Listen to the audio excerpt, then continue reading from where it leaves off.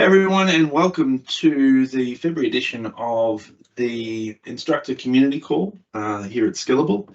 My name, as always, is Kyle Rosenthal, and I do thank you for joining us for February. This is technically the first one for the year because we didn't do one in January. Everyone was still sort of in that holiday mode and that sort of thing. Plus, from a Microsoft perspective, early February, or mid-February is sort of still pretty quiet because everyone's still on holidays or transitioning and that sort of thing. So we didn't get started then. But today we are, we've got some pretty good content today. We'll kick off though, if you do have any, if you do want to post anything onto and tag us on X. I still struggle with saying X. It's the platform formerly known as Twitter. LinkedIn, Facebook, or Instagram, you can see our tags there. So Skillable, Skillable, Skillable, or at Skillable Labs. And if you want to tag us in, and if there's something that you particularly like about what we're doing today, or looking at what we're doing, if there's things within there, then please feel free to tag us, and then we may even end up with a prize. But welcome. So on the agenda today, the welcome, a little bit of our housekeeping, our sort of monthly housekeeping for some of our newer courses that are coming in, particularly within the Microsoft space. There's been quite a few changes that have gone into there this month. New courses have been released, and there's a new set of courses which is pretty good from a center perspective, like a Microsoft partner perspective, to be able to get access to and start presenting from, as we'll see. Then we will have a chat with a very good friend of mine, Mike Corkery. Mike is, he is the instructor's instructor, as I like to call him. And he always makes me nervous when I'm presenting near him or around him, because he is now counting how many ums and ahs I say, and he will give me a summary later on, which is always embarrassing.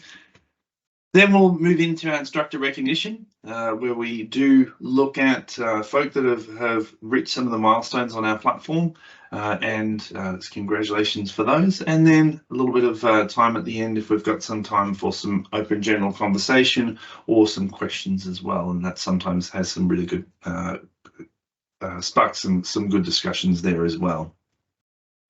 It's good to see we've got a really good attendance this month, so that's exciting to see. So as I said, my name is Kyle. We will be joined a little bit later on by Mike, and I'll let him introduce himself a little bit more when we get to him. So, as I said, we've got some new content that's been released from Microsoft. So there's a few new courses that have been put out. So there's been some movement in the Databricks, Synapse, and Power BI environments. So we've now got new Fabric, some new Fabric courses, analytics courses, and that sort of thing. We've also had a new release for PowerShell for Windows and Linux administrators, so make sure you do leverage across that. One of the big changes that's happened this month, though, and it's only just been released last week, is now the applied skills courses that Microsoft have been putting out are available as ILT type, deliveries. So with those deliveries, that then means that you can create courses around them, which creates an opportunity for you as the instructor, obviously, to be able to leverage off, but also for centers and training partners to have another stream of income, which is a good opportunity. Certainly in the region that I operate in Asia Pacific, there has been some really good deliveries that have actually been started around this. So there's a partner who I think was around 3,000 or so students that have actually run through some of these applied skills courses. So good things to be able to leverage off. And we announced this one last month, so we'll skip over that one, but there's the newer courses from some of the older technology as well. So that's good opportunities. All right. this is where we bring in Mike Corkery. So Mike is a MCT for many years. Mike also is involved in the MCT training for, in particular, you might see him for new MCTs that are coming through, and has been involved in the Microsoft the North America MCT Summit. So Mike, welcome. And this is where we say, yep, you're on mute. You're on mute. Welcome, everybody. I'm glad to be here. Been working with Kyle and Skillable, I think 15 to 20 years now. It's been a long time. Been a Microsoft certified trainer for 23 years now. And I'm also Microsoft's certified trainer regional lead. And what that means is I am your liaison for MCTs. With Microsoft, I help them drive the direction of the program and help disseminate information in both directions. I'm here to talk to you today about a couple of things. So keeping your skills up. I was being nice. I did not count Kyle's ums and ahs this time. There's a story on, we did that for one of our colleagues, and there were 37 in 2 minutes. And to this day, he still brings it up. It's our good Which friend is the Brian. reason why it always makes me nervous, Mike, because whenever we're in the same room with him in particular, and he does bring it up, it's like But it's interesting because Brian does know that, and he is aware of his nervous tics, and when he's around me especially, his numbers now go way down, the behaviors. Which since again I because I'm very conscious of it around you as well, and I was myself was counting and it was terrible, so I don't know what that means when I'm not around you, if that's the case. So with the skills and that's something for an MCT, what would you say would be the main skill that as an MCT someone has to have? Like, what's the thing that or like as a trainer, we'll broaden it out. Like, what's the thing that you look for if you're looking at someone, you go, oh, actually that person would be a great trainer or is a great trainer? What's the sort of things that they bring to the table? For me, it's personal and technical drive. Is that person interested in continuously learning whatever technology sets you're involved with? Mm-hmm. And also, are they interested in continually improving their craft? So getting better as a trainer, better in delivery, learning new ways to interact with folks, and making your bad habits go away and expanding on your good habits. Okay. Those are the keys. What's some of the well, we'll start off on the bad side. What's some of the bad habits that you see that people sort of will bring to the table, and you go, that's the sort of thing that's distracting or not good in a trainer, or something that needs to be improved? From a technical perspective, not keeping up. So thinking that what you know now is good enough. And in the IT industry, and I come from a developer background, if you were not learning a new language, a new JavaScript library or something like that every 6 months to a year, you were outdated within a couple of years. Right. So not doing that, continuously finding something new, finding the new best thing, not only makes you stagnant, but it also makes you less employable. If you're not picking up the latest and greatest, why would I choose you? That's true. And then I think that we've discussed in the past in these sort of sessions that speed of change has also increased as well. So there's a couple of colleagues of ours, folk that you and I both worked with over the years that have moved on either through retirement or early retirement, that's something, or have moved on to other careers because of that rate of change. And I think if you don't want to embrace that change now, even more so than what it was in the past, you're going to be you're going to get left behind. That's absolutely true. If you don't embrace the change and do things to keep current, think about what your next career should be because you're going to need it. Mm. So on the flip side, then what's some good what's some good habits or good things that you see within, you know, like someone who is a good instructor? What's the good things that you see within there? Good instructors are more flexible.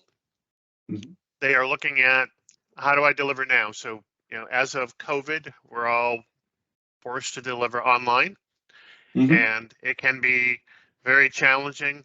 Now, how does one do that when you're sitting in front of a camera for a 5-day class, 8 hours plus a day, and make it interesting for yourself and the learners?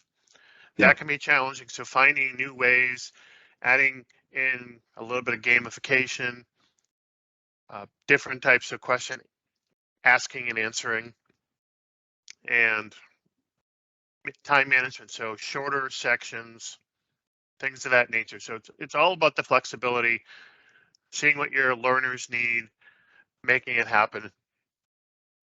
Okay. And as part of that sort of that process of doing that transition, as you said, like, you know, during COVID, we all kind of, regardless of whether you wanted to or not, there was that move to online training. Like what have you found has been the, like, if there was like particular skills that people need to make sure that they are transitioning with, like, you know, you said gamification and shorter breaks and that sort of thing. As an instructor, is there particular things that you find that work better than others, like from keeping students engaged? One of the things I started doing in classes where we're teaching people how to write SQL queries against databases, instead of asking, did it work? Or things of that nature, I will ask, how many records did you get back? Mm-hmm. I will know beforehand for this particular query, I'm expecting, 20,250 records. And if they use an incorrect operator, how many they will probably get. So I'm going to ask them how many they get back and encourage them to put that in the chat window. Yeah. You have to be careful when you ask them questions like that, because if you're not supportive, they're not going to want to put something in the chat window. But if they start doing that and putting actual results in, as opposed to saying, yeah, we're fine, because they may be fine, they may not be fine, but they're going to tell you they're fine if they tell you anything at all. So encouraging them to share. And one of the examples I use early on in many of the classes is order of operations for general mathematics. We all learned this in grammar school, exponents and multiplication, division, et cetera, et cetera. Mm-hmm. I will put a randomly sort of come up with it on the fly equation in Excel. I'm going to pop it up on the screen as a way to encourage people to think about what is the correct answer. And I'll actually tell them it's more fun if we get more than one answer. So don't feel the need to answer the same as somebody else. Right. And then we can have a discussion about why people's answers are different. So you have to establish that trust to get them to start engaging. And then if you ask those open-ended questions like, how many results did you get back? You're encouraging them to put something in the chat window, and then now you've got the ability to talk about exactly why people are coming up with different answers. And if you've got that all set up, you're in good shape. And I'll add one more thing. So SQL classes, like every other class, you're going to have people that don't belong there. They Right. either do not have the requisite skills, or they're just filling in gaps, and they're well above the rest of the class. Mm-hmm. I have Mike's diabolical list of SQL queries that I bring to all those SQL classes, and it is 50 or so queries of increasing levels of difficulty. So if I've got that person that's being a little disruptive because they are so far above everybody else, I'm going to say, well, let me put this in the chat window. Give this one a shot. Tell me how many records you get back. And that will quiet them down for a while. They're going to want to come up with an answer to show me that they are better than me. So it's going to take them a little bit of time, It's having extra resources like that to help manage your class will go a long way to keeping your students engaged. Mm-hmm. And I think that's probably the key word as well that I always find is it is engagement, right? It's keeping them interested. And the challenge when you're doing online, and again, I think we've discussed this before in the past, like on this call, is that the challenge is if you can't see the students, you don't have that same level of knowing if someone's engaged. So, you can see if someone's turning off in a classroom, you can see if they're switching off and or if they're distracted doing other things. You can't really see what they're doing when they're in, this sort of forum, if there's no cameras on, and even if there is cameras on, you can't really tell if they're watching you or if they're watching a YouTube video. But having some of those tools to keep them engaged is like a really good idea and really good way to be able to kind of to manage that process. So the other thing is just when you have folk that are coming through, because I know that you're involved in like some of the training of new MCTs or that certification of new MCTs when they're coming in.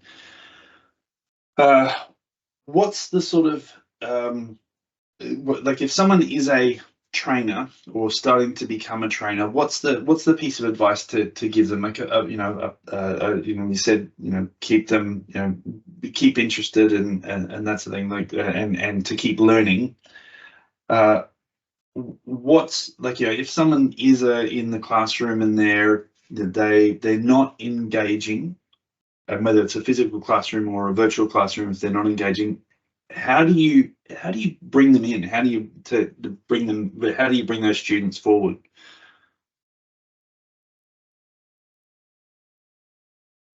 You have to understand that some people do not want to be picked on, acknowledged in classrooms. That was me. I would shut down if somebody asked me a question.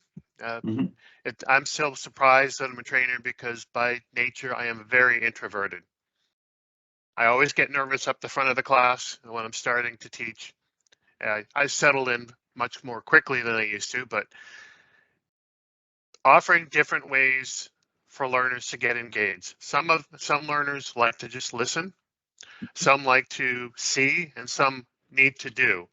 When I was younger, my wife was a software developer, architect, and she was in the Java space. I was in the Microsoft languages space.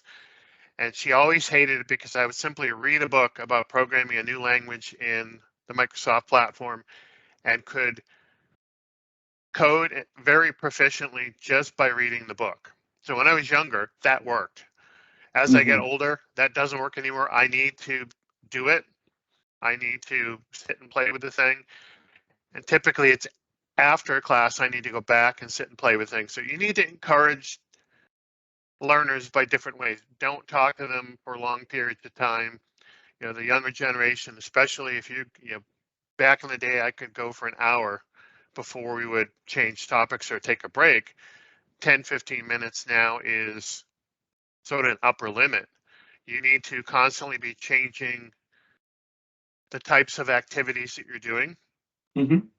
Hands-on, so they get some experience either on their own or following along with you, asking questions, answering questions, having some discussion. Popping up a whiteboard in Teams or Zoom is a great idea to have people just throw ideas up about how should we do something. Okay. Variety is sort of the key to getting them involved. And once you get them hooked and start noticing that they're starting to be engaged, say, okay, I need to do more of that. Right. So yeah, finding what works for the particular students, and then kind of running with that. And from an instructor perspective, expect that, especially in an online class, you're going to have classes where nobody talks. I delivered a 4-day class for the military in the US a couple months back. I heard human voices other than my wife, because I work upstairs in my office. I heard human voices from the class 3 times the entire 4 days, and I got no more than 12 text messages, chat messages. So you have to understand that you're going to run into that situation. How do you deal with that? So what I did, I have behind my camera on the wall, I have pictures of cookies, bacon. I have a bottle of whiskey that's kind of behind the monitor on my desk. So things that I might like to do as an incentive, do a great job. Your reward is coming afterwards. So show the energy. And then, during your breaks, a little nip of whiskey, it's fine. You'll be able to move on. I will never confirm or deny. I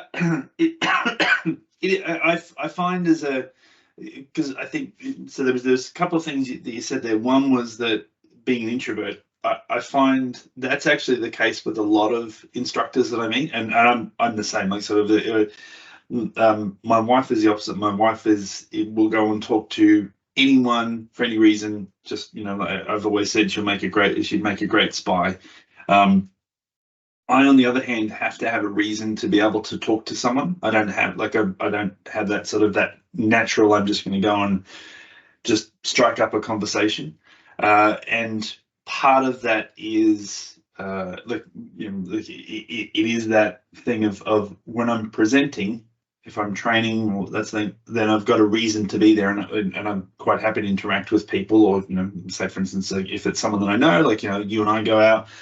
We'll have a chat about things, etc. But if I can sit next to a complete stranger on a plane for 12 hours and not even be able to tell you anything about that person because I've not engaged at all, because it's like it's my little space. As I said, my wife in that circumstance would be able to tell me that after 5 minutes that her second cousin twice removed went to school with this person's next door neighbor. There's random facts that she's be able to elicit from people, which after a very short period of time.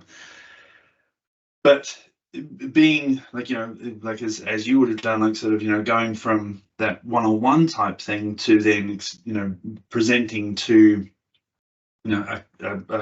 3,000 people, I'm fine with that because I've got a reason for doing it. But equally, if you then scale that back to then when we're doing things on a one-to-one basis, or sorry, like on an online basis, a lot of that thing that as instructors that we actually got into doing instructing with, which is because we like to communicate and talk to people in those circumstances, we lose that when we start coming back from when you're online. And I think that was a hard transition for me anyway, was that transition from not being able to be in a room and do that communication with people. And I call it playing with the students, like having that little bit of interaction, fun. And I always find the one person to pick on, or not pick on, but they're my Wayne for the week, right? that I then go and use as an example or talk to, for things during the week. And that's a very hard thing to find in the online world, I find. But it's interesting. Some of those those things that you sort of keeping yourself motivated is just as important as keeping the students motivated, because you have to show that interest, right? Otherwise, if you're starting to nod off during a presentation, the students certainly will be. So to go back to something you said, having that ability to find that person in the room to relate to is helpful.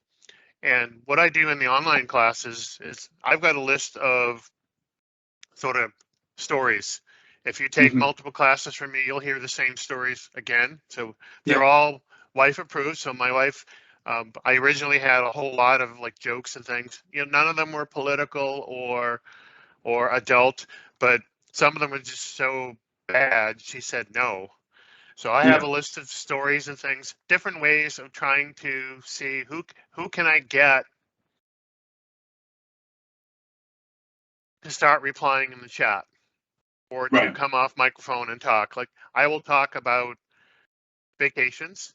My family went to Alaska last year for a 2-week vacation, and I used some really nice photos that I took as my background. So when I was having discussions with them, instead of showing the slide decks, I'm showing a slideshow of my trip to Alaska. So I started some conversations about Alaska, travel in general, about the fact that I'm sort of picking up photography now at my old age. I used to do that in high school. Or I'll talk about new trips. Like we're going to Iceland at the end of March for a photography and tour. Right. So things like that to try to get people engaged. You'll get some of them. You'll never get all of the people, but you'll get some. Mm-hmm. That's that's also like I guess that's also true of a physical class as well. Like it's I think it's exacerbated in online, but that is also true of physical classes as well. That there will be someone, as you said earlier, like who doesn't want to engage because that's not their personality, but they still they'll still be physically present and hopefully listening and taking things in, but they'll be the person who's in the corner just being the quiet person taking that in. So I did want to transition across to the other topic that I wanted to discuss with you, which is the upcoming North America MCT Summit. Okay. So what can can I offer you tell us two about things that? before Oh, that? yeah, sorry, yes. So a skill for trainers Mm-hmm. as a way to continuously improve your craft. When I first became an MCT, they put us all on camera to deliver a presentation, and they said, take this copy of this video home, have a glass of your favorite beverage because it will be very humbling, and read the comments, see what we see. Right. And after that, I made it a point to have somebody record me every couple of years so I could see what new habits I'm picking up, bad and good. There's a new kid on the shop, and everything this year is from Microsoft is all about AI. I wanted to mention one, and you okay if I share my screen real quick? Yeah, for sure, go for it.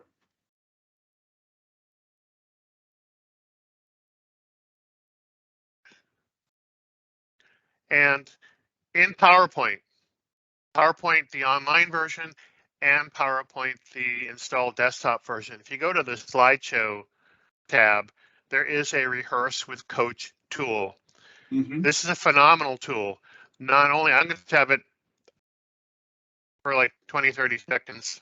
Listen, have it pay attention to you. So if you've got a microphone, it will listen to your speech patterns, listen to your pace, listen to the vocal variety, look for filler words, the ums and ahs, and also look for inclusiveness. If you're saying ladies, gentlemen, guys, if you're using slang terms or derogatory terms, the tool will pick it up.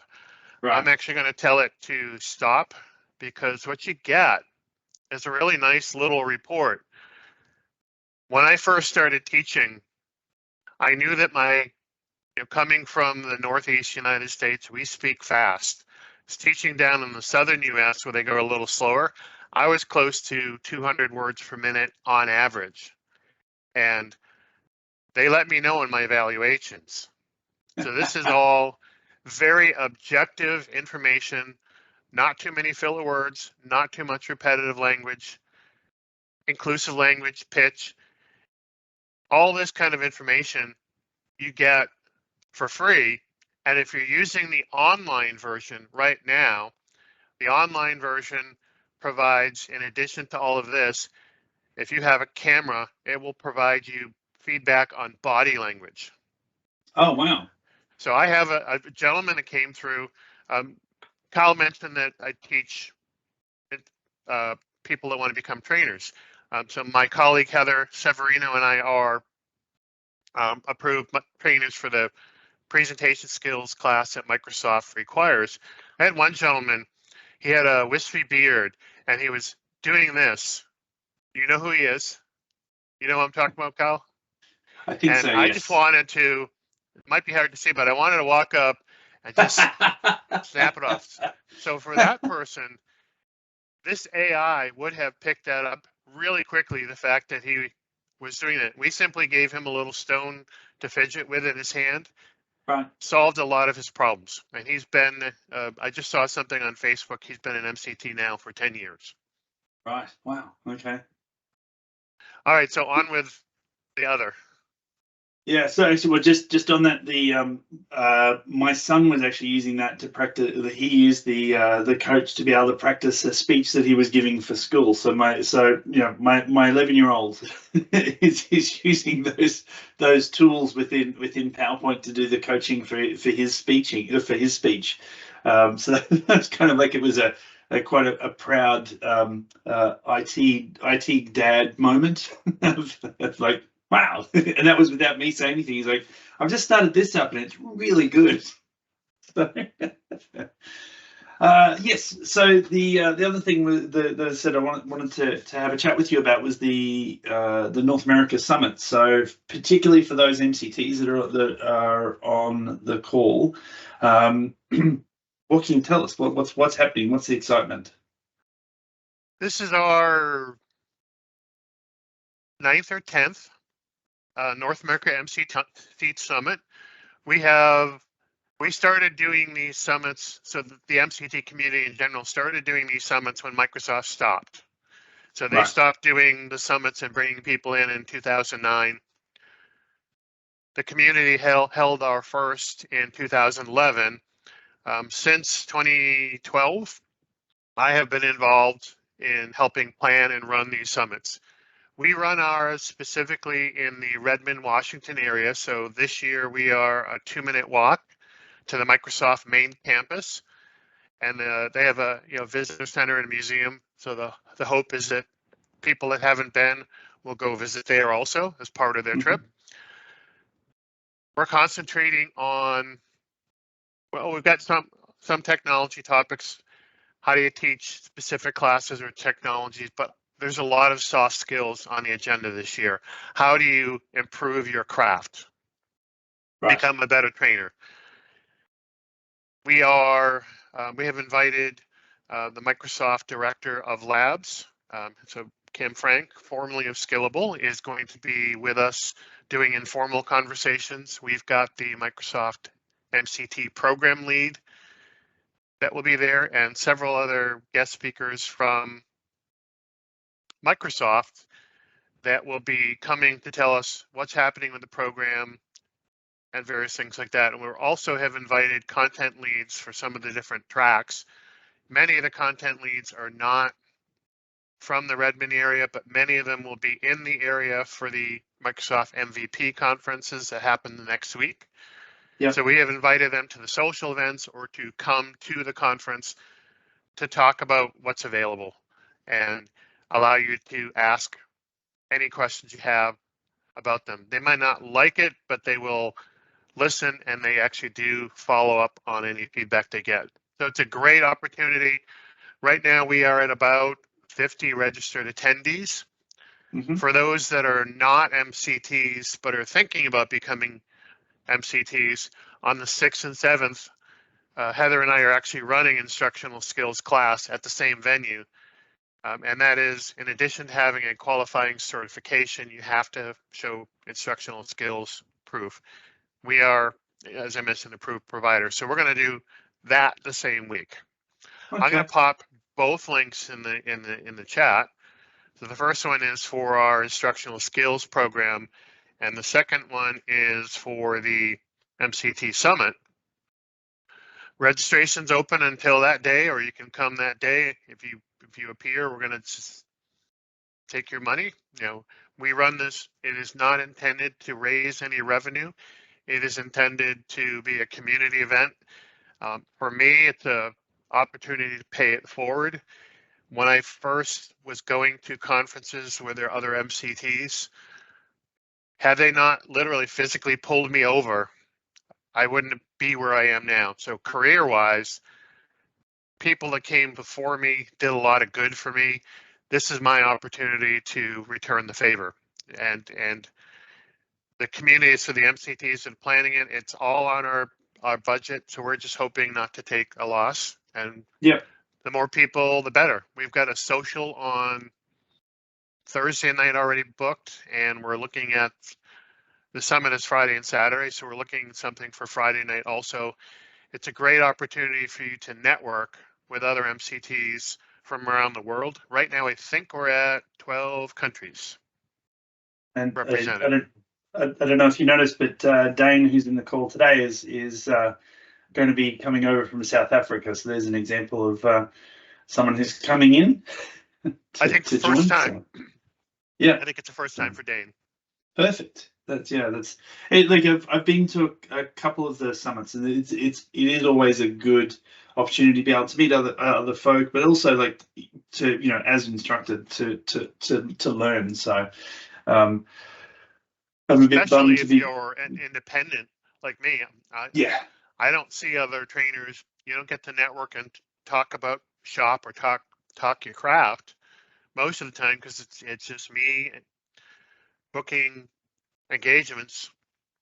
So yeah, this is my opportunity to chat. yeah. No, it's it'll be good. Like I'm a bit bummed to be missing it, to be honest, but next year. uh, and just on the instructor skills course that you do, just widening it out a little bit, is that available? I'm asking this question without actually knowing the answer. Is that available for other folk? Like, say, for instance, would you be able to run that for, like, if someone was wanting to run instructor training for new instructors, not just MCTs, that would be something that you might be able to make relevant for them as well? Absolutely. In fact, we have for the first time delivered one early this year for non-MCT groups, and we just simply take out the Microsoft piece, and if we can get enough information, if they're looking at a specific other vendor, we can add that in, or if they're looking for just general, how do you be a good technical trainer? It's all the same skill set. We simply add for the Microsoft piece, Microsoft tools and procedures. Perfect. Okay. All right. Well, Mike, thank you very much. As always, I love spending time with you, because it's I always learn something, and it's like we've known each other for a number of years, and it never gets boring. So I do appreciate your time. So my pleasure. Thank you. All right. Well, thanks, Mike. And of course, if you do want to get in touch with Mike, his links are in the chat, and we'll make sure that they come out as well. So so thanks very much for your time. Certainly. All right, so now we move on to the next part of our monthly call. We actually don't do this every month, but we've had a bit of a break since our last one. We've had we're doing the instructor recognition for things that the instructors have achieved on our platform since since our last call. So since December, so this is all since our December call, we've had 1,951 badges that have been awarded out to 1,255 instructors. So that's that's some pretty awesome numbers. If you think about that, that's that's taking over that Christmas period as well. So therefore, that's potentially quiet in a lot of the areas, like obviously not everywhere, but certainly in some of the countries that our instructors will be from, that would have been a quiet period. So that's pretty impressive for things that have come through. So some of the milestones, and we call out some of them. Big congratulations first off to the 381 instructors who delivered their first class, right? I think all of us as instructors remember our first, like that first time that we presented, and how nervous that made us, and that it's the sense of achievement you had once you were done. So congratulations to them. And then we've got the other ones. So Edric Oloafami, who delivered 10 classes. Paul and Prabshot for 25, and Alexander for 50 classes, Caraberis and Norm for their 100 classes. I'm sure I'm butchering some of these names, and I apologize in advance for those if I have, but you know, big congratulations for those. The number of students reached, and you'll see some of these names have you know, say for instance, Alawafami, like, we reached 25 students, therefore, you know, not only delivered multiple classes, but has reached some of our student criteria as well. Parasana, Lavelle, Bilal, Zayed, Ali, and William, all reaching milestones. So, you know, 10, 25, 50, 75, 250 students. And then we start getting into some of our really large numbers for the folk that have delivered over that time. So, and obviously some of these people we've had come through for some of our other rewards and recognitions earlier as well. Katarazanya, 500 students, Joel, 750, Norm, who was one of our in one of our class recognition, 1,000 students, and then Arjan, the 3,000 students. So that's, like, you know, that's some pretty high numbers. And as instructors, what we do is we are, you know, having these, like, these numbers of students that you reach, I think is a really good way for us to be able to put in perspective how many people that we've touched, you know, like, sort of how many, you know, and Mike was saying, like, you know, he got dragged into something that changed his career. You know, like when he, you know, that turned him into, became an MCT. Like me, I had a similar experience. I was sitting in a class, and there was an instructor who was presenting who said to me, "Hey, we've got a role coming up, you know, that possibly might be coming up. Would you be interested in becoming an instructor?" And I wasn't an instructor. I was a student attending a Novell network class. But it was that instructor, like, if he had not made that outreach, if he hadn't seen something in me that I hadn't seen in me, or that I didn't know I could do, that would not have put me on the career path that I'm on. And that goes for any of the skills that, you know, that we impart as instructors. So I think that's one of the things for me, when we start seeing these numbers, when you start seeing the number of students that you've had come through a class, regardless of whether that's in person, whether that's through or whether it's in person, or whether it's through you know, online training, just take a moment to recognize the fact that these are folk whose lives you will have affected in some way, shape, or form. So congratulations to all of those folk that have come through and you know, reached some of our milestones. Whether it's your first student, whether it's your 3,000th student, it's important. Like, you know, and you're doing good work for, like, for imparting knowledge and as I said, potentially changing people's lives. How's that for, like, for you know, the build up for what we do, right? You know, but it is true, and I think we don't necessarily take that step back and make that consideration and realize what it is that we do as instructors enough, I think. So take that moment, even if you're in a classroom today, take a moment and look around and go, hey, this is, you know, these people are leaving my classroom this week knowing more than what they started with, you know, and that one of those nuggets that you've given them of knowledge is something that will potentially give them a career promotion, you know, or give them a you know, give them something to be able to show one of their colleagues, or whatever it might be. So take that moment. All right, a little bit of advertising for some of the instructor offers, and for those that have joined these calls before, you'll know these. If you've been MCT or you hopefully should be aware of these.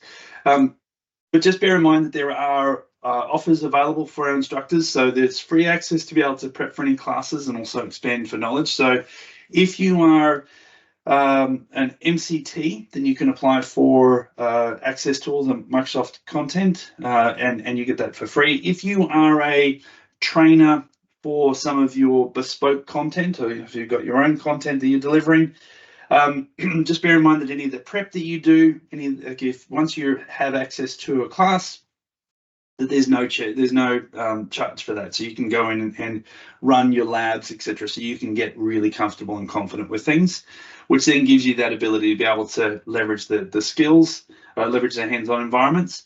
So that's the mock lab access. There's also the MCT all access pass. So again, if you're a Microsoft certified trainer, you have access to our challenge labs. So a lot of those challenge labs are expanding on the topics that are already part of the Microsoft world, but also into other technologies as well. And we have that same offer for any AWS instructors. So if you're an AWS instructor, you can also apply for the All Access Pass. And as well as that, register for the instructor recognition, some of those content that we've just looked at before. And Christy has helpfully put in some of those links into the chat window, so where you go for those offers, so skillable.com/offers, as well as registering for the instructor recognition as well, so that you then have access to, being recognized as part of those badges. Now, those badges that we publish out, you can then put those onto your LinkedIn, to show off your skills as an instructor. So don't be afraid to, toot your own horn as such that for what you do. We do have a couple of minutes, so I'm going to put Mike on the spot. If anyone does have any questions for Mike, feel free to ask them now or come off mute if you just want to have a quick, if you want to ask, or if you do have any questions in general, please, this is the time to ask. We sometimes have some good questions come out of this. Otherwise, there'll be people who don't want to ask questions, just want to listen, and that's fine. So as we've discussed.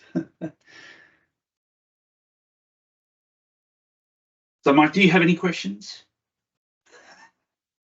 What's for dinner? Well, it's almost 7 a.m. here, so I don't know what's for dinner yet, but I know what's for breakfast. Which will be a Vegemite on toast. So very acquired taste, I realise, but I'm Australian, so therefore I acquired it at infancy. So I tried that once. You or somebody brought it to a conference. Probably would have been. I don't think it would have been me. I don't think I normally bring, or if I do, I don't share my my Vegemite, because, as I said, I realise that it is an acquired taste. And the other, so just as a random helpful hint, if an Australian does offer you Vegemite, do try it, but do bear in mind that you need to spread it very, very thinly. If you're putting it on toast, it looks like it has to look as though it's just sort of almost just burnt toast, rather than, don't spread it like like peanut butter. It's not a peanut butter or a jelly type type condiment. It is very much a thin, particularly if you're just getting started. Like sort of I'll put it on quite thick now, but that's that's a lifetime of consumption. So,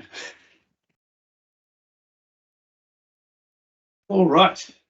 So with that, we might wrap up then. So some of the resources to keep an eye on. So all the Skillable sites, as well as we do have an instructor channel in Slack as well. So do feel free to join our Slack channel.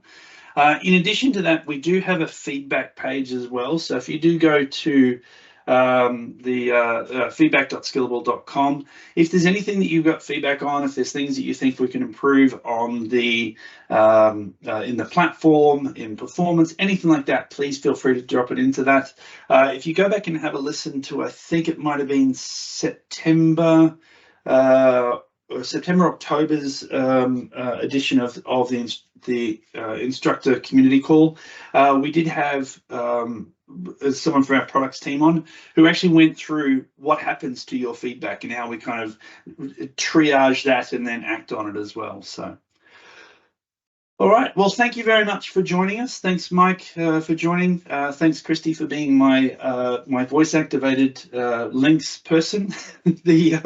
And thank you all very much for joining us. If you've joined us live, then great. If you've joined us using the recording, then thank you for joining us there as well, and we'll see you next month.